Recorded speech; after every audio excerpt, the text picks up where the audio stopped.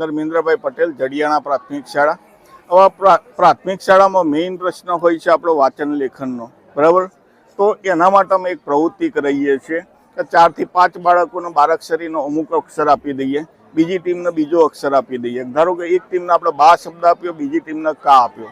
હવે બા વિશેના શબ્દો એને શોધવા હશે તો આમનામ એક પાનું વાંચે તો એનો મેળ આવશે નહીં. અને સ્પર્ધામાં ભાગ લીધેલો છે એટલે 5 પાના, 10 પાના, 20 પાના વાંચશે ત્યારે અમુક શબ્દ ભંડોળે ભેગું કરી શકશે. હવે બીજા દિવસે એને જ્યારે રજૂ કરવાનું હોય છે એટલે ફરજિયાત એને લખવું પડશે, બાકી યાદ તો રહેશે નહીં. પટેલ સાહેબ, તમને આવો વિચાર કેવી રીતે આવ્યો કે ભાઈ હું આવું કંઈક કરું તો કંઈક નવીન દેખાશે? મારા જે બાળકો હતા આમને અમે એવું કરો, એ પહેલા વાંચતા લખતા આવું કરતા નહોતા, તો એમને વાંચન લેખન ઉપર લઈ જવા માટે થઈને અમે આ રમત રમાડીએ છીએ. અને તમે જે આજે નવતર પ્રયોગ કર્યો વાંચન લેખનનો, એમાંથી બાળકોમાં તમને કઈ આમ સુધારો, બાળકોમાં સાહેબ ઇમ્પ્રુવમેન્ટ તો ઘણું બધું થઈ જાય, કારણ કે નવું શોધતા થઈ જાય, એ લખતા થઈ જાય.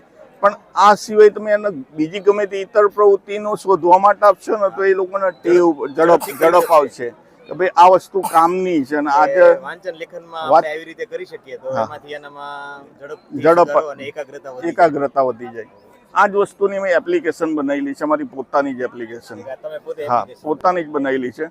આ એપ્લિકેશન ગમે તેટલા શબ્દો વચ્ચે જો ફરીથી રિપીટ શબ્દ આવશે તો પણ એપ્લિકેશન ઓટોમેટિક કેન્સલ કરી નાખશે.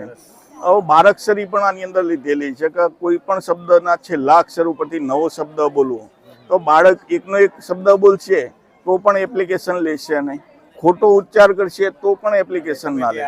ઇનોવેશન કર્યું એમાંથી આપણે મારી શાળામાં કરવું હોય હા તો પણ કરી અને એમાં આપણે સુધારો કરી શકાય છે. ગુજરાતની ઘણી બધી સ્કૂલો આ વસ્તુ એપ્લિકેશનથી ભણાવે છે ને આ છાપામાં આવેલું છે. તો ગુજરાતની ઘણી બધી સ્કૂલો આ પોતાને નિશાનની અંદર આ એપ્લિકેશનનો ઉપયોગ કરે છે. ભૂપેન્દ્રભાઈ પટેલે આની નોંધ લીધેલી છે. ખૂબ ખૂબ પટેલ સાહેબ, તમને મળી આનંદ.